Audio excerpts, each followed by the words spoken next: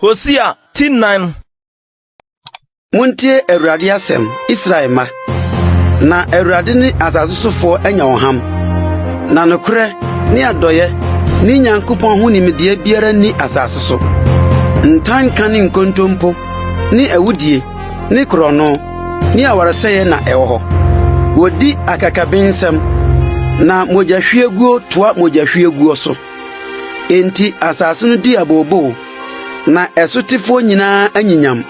Ewira mmoa doma ne ewiem noma na ɛpomu mpatampɔreyɛ asa. Nanso ma obi nham na obi nka anim. Efiri sɛ wo man te sɛ wɔn a wɔne ɔsɔfo ham. Enti obesunti awia na odiifo nso ne wɔn besunti anadwo. Na metwa wo na atwene. Nimdi a meman nyenti obetwa wo no na wo nso wako nimdi enti mɛpɔ sɛ ni misɔfo na owura afiri wo Nyankopɔn brenti me nso me wura befiri wo ma ɔrekɔso dɔre no na ɔrekɔso yɛ me bɔne wɔn anim onyam no mɛdane no ahohora me man bɔne yɛ wɔn aduane na wɔn mumuyɔ yɛ wɔn kra akɔnɔ na ɔbɛyɛ ɔman no sɛdeɛ ɔbɛyɛ ɔsɔfoɔ no na mɛbɛma bɛtwe wɔn aso wɔn akwan ho na mama wɔn ne yɔ asane abɛboa wɔn atifi Obedidi na ɔremmen wɔbɛbɔ adwaman na wɔasere nkyene efiri sɛ wɔgya bu a anka ɛsɛ sɛ wobu Awurade no adwamammɔ ne nsammo no sɛe nteaseɛ meman bi sɛ wɔn dua hɔ adeɛ na wɔn poma ka asɛm kyerɛ wɔn efiri sɛ adwamamma honhom adaadaa wɔn na wɔfiri wɔn Nyankopɔn ase akɔbɔ adwaman